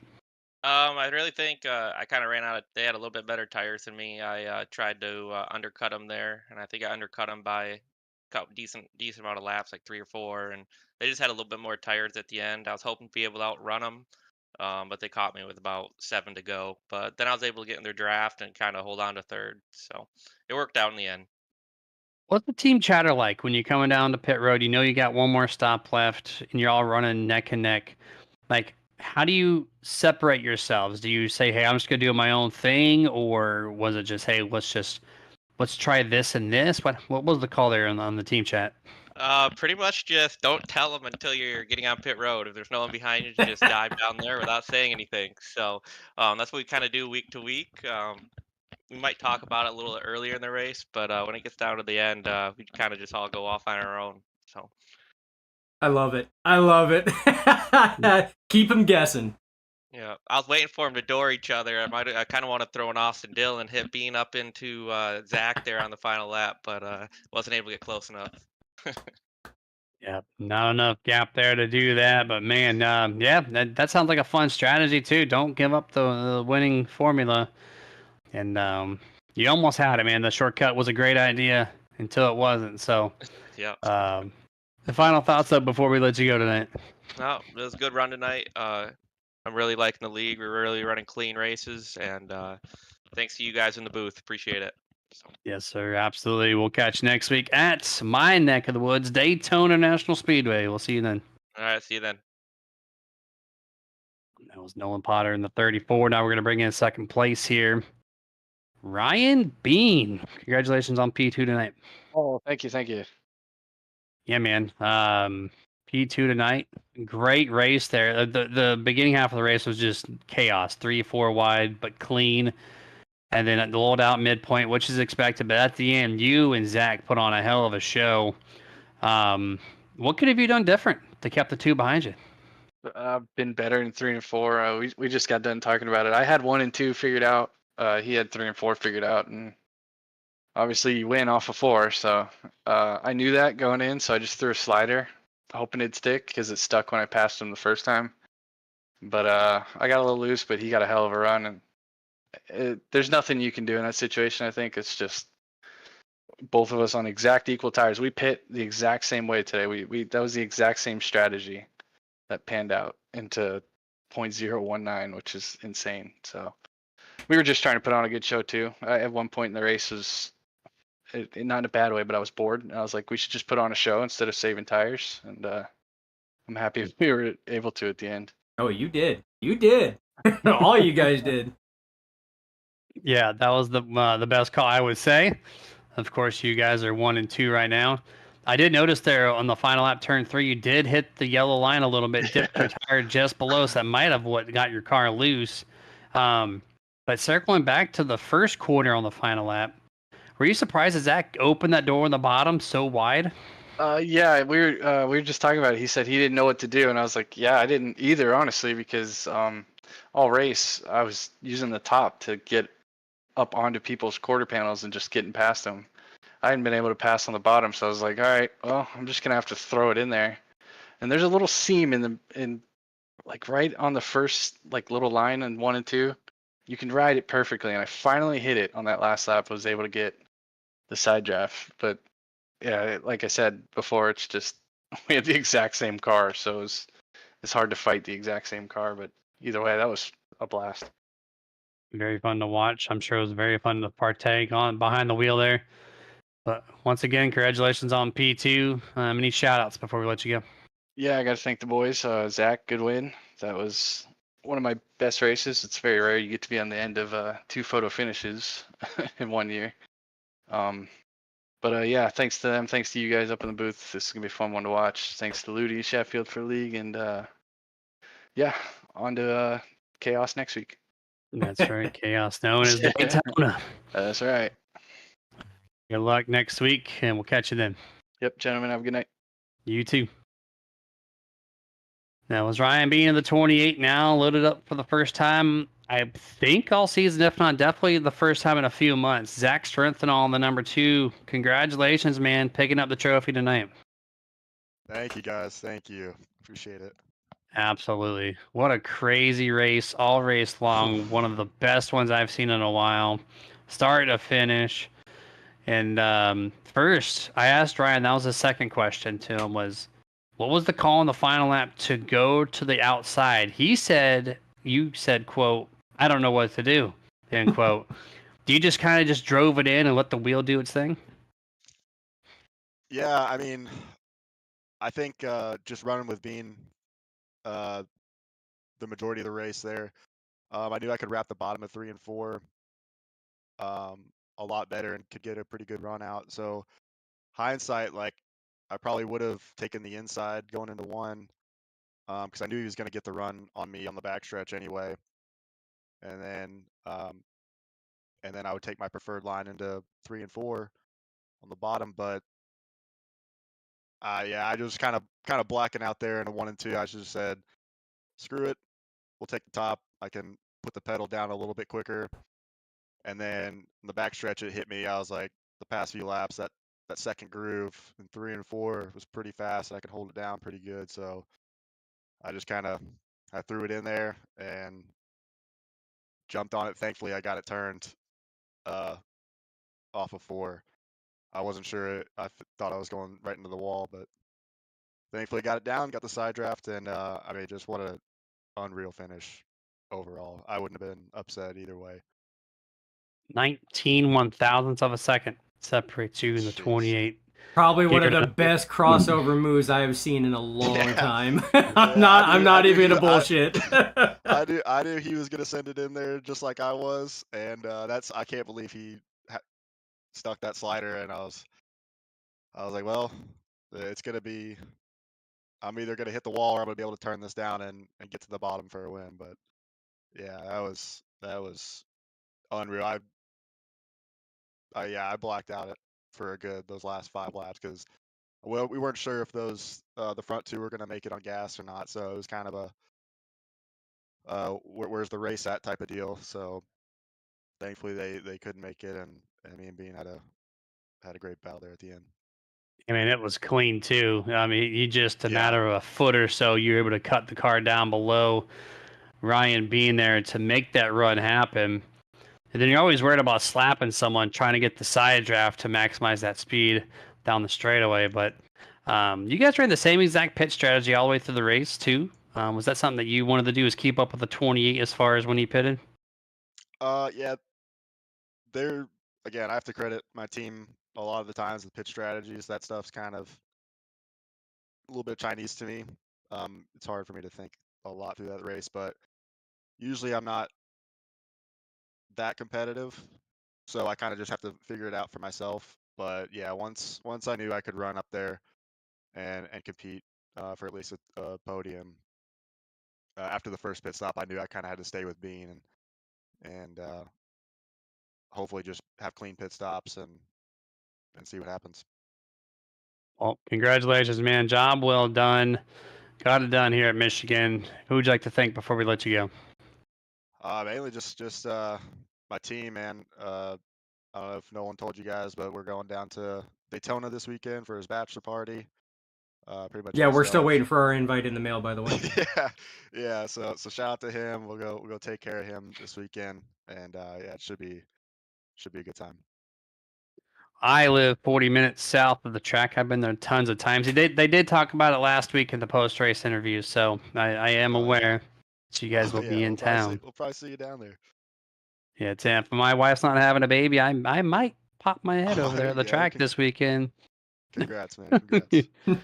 Thank you, sir. Thank you. But yeah. All right. Well, congratulations again. Job well done. You got the win. Just time in a little bit. So soak it in. And we'll catch you for Chaos as Daytona. Yes, sir. Thank you, guys. You guys have a good one. You too. Dustin. What a race. Jeremy. Right? Craziness. 4 wide, 3 wide for what? 20 out of the first 30 laps. And then it had a little bit of a low point, got crazy again. Strategies all over the place. Who could stretch it? And then it came down to a Daytona style photo finish. Just what a car and track combination this has turned out to be. I tell you what, this is probably one of the best races I've seen in the Gen 7s in a long time. I mean, the car didn't disappoint me. The track didn't disappoint me. The drivers in this league didn't disappoint me, or any of the viewers out there. It was a fantastic race all the way around.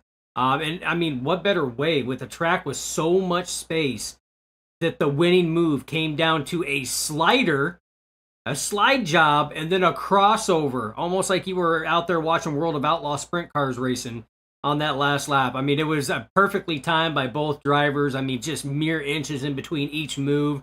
It was great racing. I mean, in the racing for the first, 40 laps, 45 laps, it was just insane. I mean, these drivers, they raced on a whole different level tonight, and it was an amazing thing. And now we're going to that wild card next week at Daytona where anything, if you think you have a notebook, they got notebooks like you, Jeremy. You might as well just throw that thing out the window because it's no good. It is no good. So I tell you what, it was a good race all the way around.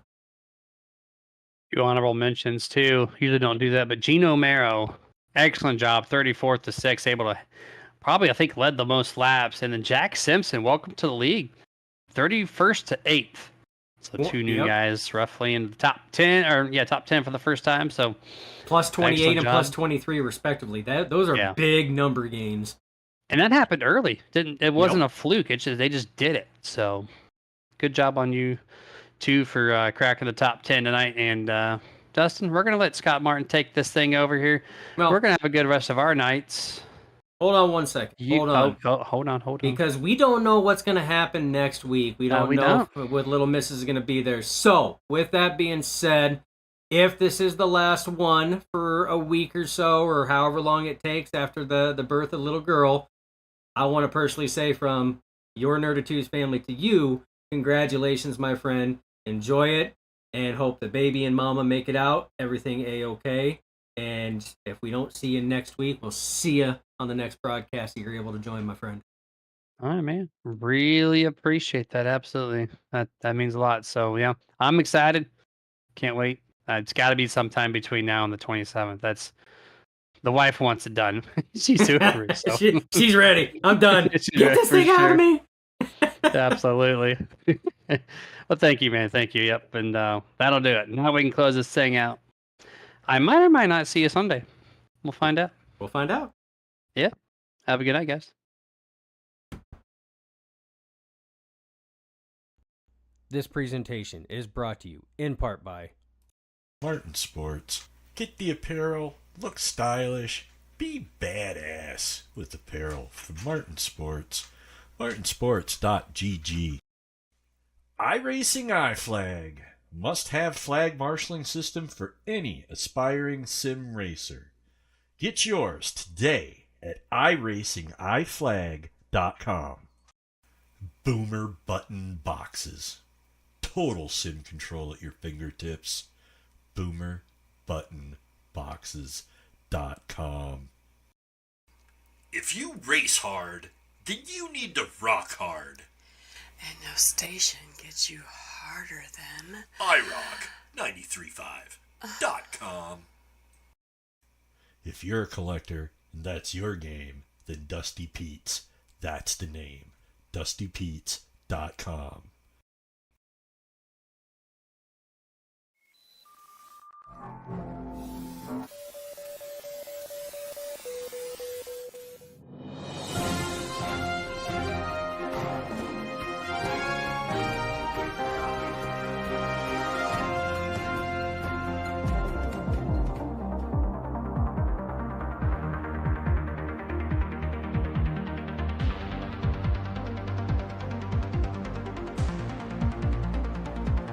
Back when nothing truly mattered.